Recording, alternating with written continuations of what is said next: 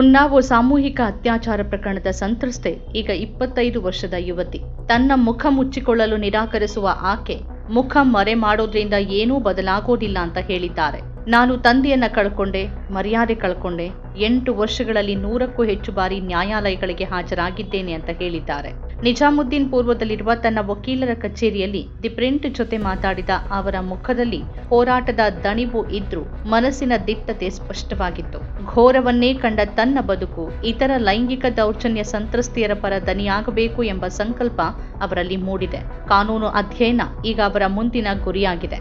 BJP ಮಾಜಿ ಶಾಸಕ ಕುಲ್ದೀಪ್ ಸಿಂಗ್ ಸೆಂಗಾರ್ ವಿರುದ್ಧ ಅತ್ಯಾಚಾರ ಆರೋಪ ಹೊರಿಸಿದ ನಂತರದಿಂದ ಆಕೆಯ ಬದುಕು ಸಂಪೂರ್ಣವಾಗಿ ಬದಲಾಗಿದೆ. ಬೆದರಿಕೆಗಳು, ಹಲ್ಲೆ, ನ್ಯಾಯಾಲಯದ ವಿಚಾರಣೆಗಳು, ಸಾಮಾಜಿಕ ಬಹಿಷ್ಕಾರ, ಮಾಧ್ಯಮದ ಚರ್ಚೆಗಳು ಇವೆಲ್ಲವನ್ನು ಕಳೆದ ಹಲವು ವರ್ಷಗಳಲ್ಲಿ ಎದುರಿಸಿದ್ದಾರೆ. 2019ರ ಡಿಸೆಂಬರ್ನಲ್ಲಿ ದೆಹಲಿ ನ್ಯಾಯಾಲಯ ಸೆಂಗಾರ್ಗೆ ಜೀವಾವಧಿ ಶಿಕ್ಷೆ ವಿಧಿಸಿತ್ತು.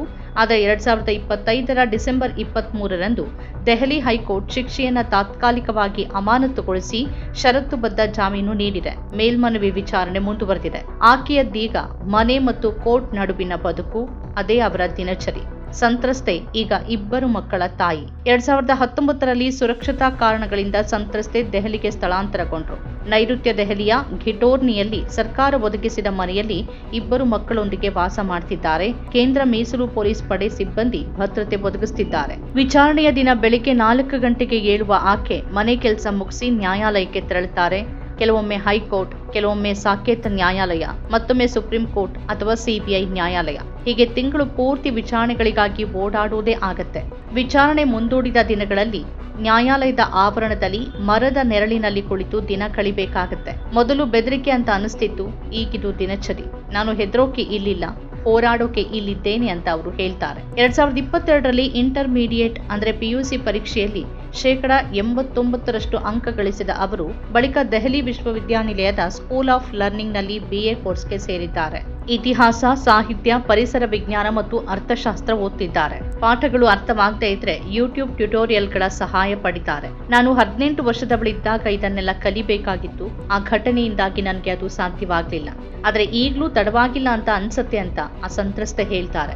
ನ್ಯಾಯಾಲಯದ ವಿಚಾರಣೆ, ತರಗತಿಗಳು ಮತ್ತು ತನ್ನ ಮಕ್ಕಳನ್ನ ನೋಡಿಕೊಳ್ಳೋದ್ರ ನಡುವೆ ತನ್ನ ಪ್ರಕರಣದ ಬಗ್ಗೆ ವಾಟ್ಸ್ಆಪ್ನಲ್ಲಿ ತಿಳ್ಕೊಂಡು ಇತ್ತೀಚಿನ ನ್ಯಾಯಾಲಯದ ವಿಚಾರಣೆಯ ಬಗ್ಗೆ ಸಂಬಂಧಿಕರಿಗೆ ಆಕೆ ಅಪ್ಡೇಟ್ ನೀಡ್ತಾರೆ. ಪ್ರತಿದಿನ ಬೆಳಗ್ಗೆ ಸುದ್ದಿ ಪತ್ರಿಕೆಯನ್ನ ಕೈಗೆತ್ತಿಕೊಂಡಾಗ ಹೆಡ್ಲೈನ್ಗಳು ಆಕೆಗೆ ಪರಿಚಿತ ಅಂತ ಅನ್ಸುತ್ತೆ. ಚಿಕ್ಕ ಮಕ್ಕಳು, ಹದಿಹರಿಯದವರು, ಲೈಂಗಿಕ ದೌರ್ಜನ್ಯಕ್ಕೆ ಒಳಗಾದ ಮಹಿಳೆಯರ ಸುದ್ದಿಗಳೇ ಅದರಲ್ಲಿ ತುಂಬಿರುತ್ತೆ. ಮತ್ತೆ ಲೈಂಗಿಕ ದೌರ್ಜನ್ಯ ಸುದ್ದಿಗಳೇ ಕಾಣಿಸುತ್ತೆ. 2017ರಿಂದ ಏನೂ ಬದಲಾಗಿಲ್ಲ ಅಂತ ಸಂತ್ರಸ್ತೆ ಬೇಸರ ವ್ಯಕ್ತಪಡಿಸ್ತಾರೆ. ಅನೇಕರು ಹತ್ಯೆಗೀಡಾಗ್ತಾರೆ. ಇಲ್ಲಿ ಬದುಕುಳಿದವರು ನ್ಯಾಯಕ್ಕಾಗಿ ಹಲವಾರು ವರ್ಷ ಕಾನೂನು ಹೋರಾಟ ನಡೆಸಬೇಕಾಗತ್ತೆ ಅಂತ ಸಂತ್ರಸ್ತೆ ಹೇಳ್ತಾರೆ. ನಾನು ಉನ್ನಾವೋದ ಮಗಳು ಮಾತ್ರವಲ್ಲ, ಭಾರತದ ಮಗಳು ಕೂಡ. ಆದರೆ ನನಗೆ ಆ ರೀತಿಯ ಭಾವನೆ ಅನುಭವಕ್ಕೆ ಬಂದೇ ಇಲ್ಲ. ರಾಜಕಾರಣಿಗಳು ನನಗೆ ಬೆಂಬಲ ನೀಡಲಿಲ್ಲ. ಮಹಿಳಾ ವಕೀಲರು ನನ್ನ ಬಗ್ಗೆ ಕೆಟ್ಟದಾಗಿ ಮಾತಾಡಿದ್ರು. ಪೊಲೀಸ್ ಅಧಿಕಾರಿಗಳು ಸಕಾಲದಲ್ಲಿ ಕೆಲಸ ಮಾಡಲಿಲ್ಲ. ಉನ್ನಾವೋದ ಜನ ನನ್ನನ್ನು ಪ್ರಶ್ನೆ ಮಾಡಿದ್ರು. ನನ್ನಲ್ಲಿ ಸಾಕ್ಷ್ಯಗಳನ್ನ ಕೇಳಿದ್ರೆ ಹೊರತು ಸೆಂಗಾರ್ನಲ್ಲಿ ಕೇಳಲಿಲ್ಲ ಅಂತ ಸಂಕಟ ತೋಡ್ಕೊಳ್ತಾರೆ. ಸಂತ್ರಸ್ತೆಯ ಈ ಹೋರಾಟದಲ್ಲಿ ಆಕೆಯ 72 ವರ್ಷದ ತಾಯಿಯೇ ದೊಡ್ಡ ಬೆಂಬಲ. ಪ್ರತಿ ವಿಚಾರಣೆಗೆ ನಗರದ ವಿವಿಧ ನ್ಯಾಯಾಲಯಗಳಿಗೆ ಜೊತೆಗೆ ಪ್ರಯಾಣಿಸುತ್ತಾರೆ. ಅವರ ಕೈಯಲ್ಲಿರುವ ಪಾಲಿಥೀನ್ ಚೀಲದಲ್ಲಿ FIR ಪ್ರತಿಗಳು, ವೈದ್ಯಕೀಯ ದಾಖಲೆಗಳು, ನ್ಯಾಯಾಲಯದ ದಾಖಲೆಗಳು, ಹೀಗೆ ಪ್ರಕರಣಕ್ಕೆ ಸಂಬಂಧಿಸಿದ ಎಲ್ಲ ದಾಖಲೆಗಳಿವೆ. ನನ್ನ ಮಗಳು ತನ್ನ ತಂದೆಗೆ ನ್ಯಾಯ ಸಿಗಬೇಕು ಅಂತ ಹೋರಾಡ್ತಿದ್ದಾಳೆ. ನ್ಯಾಯ ಸಿಕ್ಕ ನಂತರವೇ ನಾವು ಅವರ ಅಂತ್ಯಕ್ರಿಯೆ ನಡೆಸ್ತೇವೆ ಅಂತ ತಾಯಿ ಹೇಳಿದ್ದಾರೆ. ಸಾಮಾಜಿಕ ಮಾಧ್ಯಮಗಳಲ್ಲಿ ನಿರಂತರ ದೂಷಣೆಗಳು ನಡೀತಿವೆ. ಫೋಟೋ ಮಾರ್ಫ್ಗಳು, ನಕಲಿ ಸಂತ್ರಸ್ತೆ ಎಂಬ ಟ್ಯಾಗ್ಗಳು, ಆಡಿಯೋ ಕ್ಲಿಪ್ಗಳ ಪ್ರಸಾರ ಇವೆಲ್ಲವನ್ನೂ ಅವರು ತಮ್ಮ ಮೊಬೈಲ್ನಲ್ಲಿ ಸಂಗ್ರಹಿಸಿಕೊಂಡಿದ್ದಾರೆ. ನನ್ನ ಜೀವನ ಇದರಲ್ಲೇ ಇದೆ ಅಂತ 200ಕ್ಕೂ ಹೆಚ್ಚು ಸ್ಕ್ರೀನ್ ಶಾಟ್ಗಳನ್ನು ತೋರಿಸ್ತಾರೆ.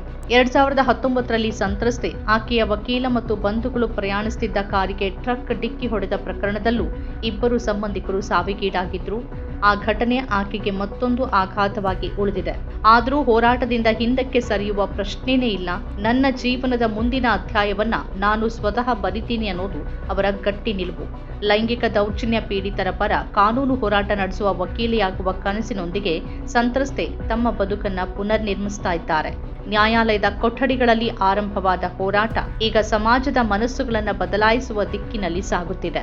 ನಮ್ಮ ಕಾರ್ಯಕ್ರಮಗಳನ್ನ ನೀವು ನೋಡ್ತಾ ಇದ್ರೆ ನಮ್ಮ ಚಾನೆಲ್ ಅನ್ನ ಸಬ್ಸ್ಕ್ರೈಬ್ ಮಾಡಿ, ಪಕ್ಕದ ಬೆಲ್ ಐಕಾನ್ ಒತ್ತಿ ನಮ್ಮನ್ನ ಬೆಂಬಲಿಸಿ.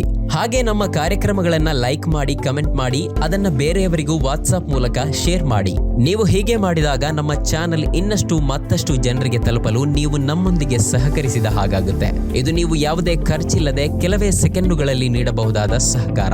ಧನ್ಯವಾದಗಳು.